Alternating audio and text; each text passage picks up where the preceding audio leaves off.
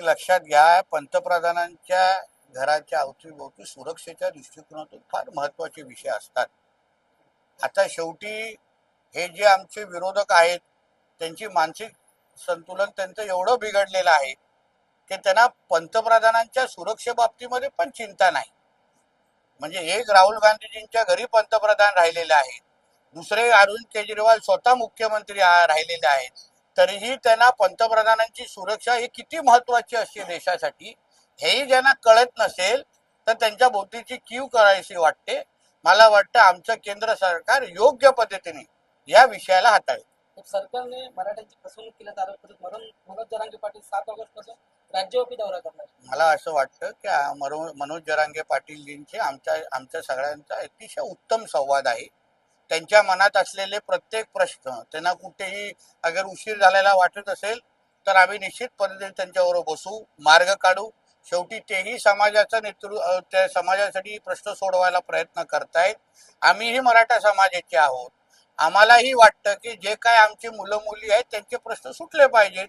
प्रशासनामध्ये काही 1-2 विषय राहून जातात, जे त्यांच्या मागण्या असतील.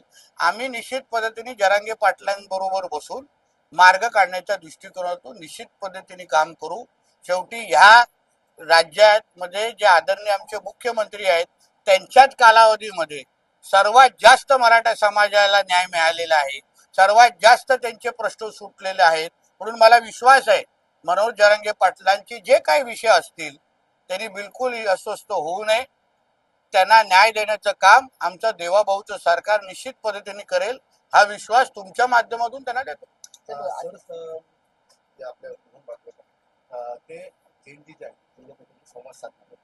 मला वाटतं राष्ट्र स्वयंसंघ हे राष्ट्र प्रथम मानणारे एक ते संघटना आहे आणि म्हणून येणाऱ्या कालावधीमध्ये आपल्या भारत मातेला जे खऱ्या अर्थाने जे त्यांना आम्ही भविष्य मानतो त्यांच्याशी संवाद साधून अगर आपल्या या हिंदू राष्ट्राला अजून भक्कम करण्याच्या दृष्टिकोनातून आमचे आदरणीय सरसंघचालक अगर भूमिका घेत असतील, संवाद साधत असतील, ते निश्चित पद्धतीने स्वागतार्ह आहे.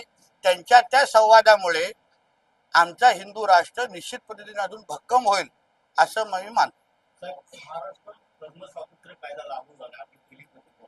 बघा, महाराष्ट्र धर्म स्वतंत्र कायदा जो आमच्या आदरणीय मुख्यमंत्री देवेंद्र फडणवीस साहेबांनी विधानसभेच्या प्रचाराच्या निमित्ताने आम्ही हिंदू समाजाला विश्वास दिलेला की लव जिहाद सारखे जे केसेस होतात त्याला थांबवण्याच्या दृष्टिकोनातून आम्ही एक सक्षम किंवा कडक, सर्वात कडक धर्म स्वतंत्र कायदा आम्ही आणू, धर्मांतर विरोधी कायदा आणू.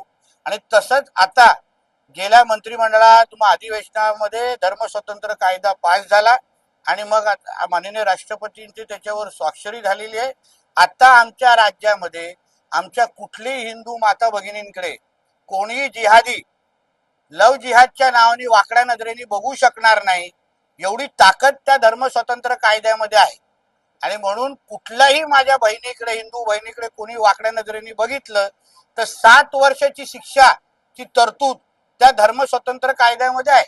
म्हणजे 7 वर्षापर्यंत तुम्ही तुमच्या पाकिस्तानमध्ये बसलेल्या अब्बाला बघू पण शकत नाही, एवढी ताकद त्या धर्म स्वतंत्र कायद्यामध्ये आहे. आणि म्हणून मी ह्या कायद्याचं स्वागत करतो.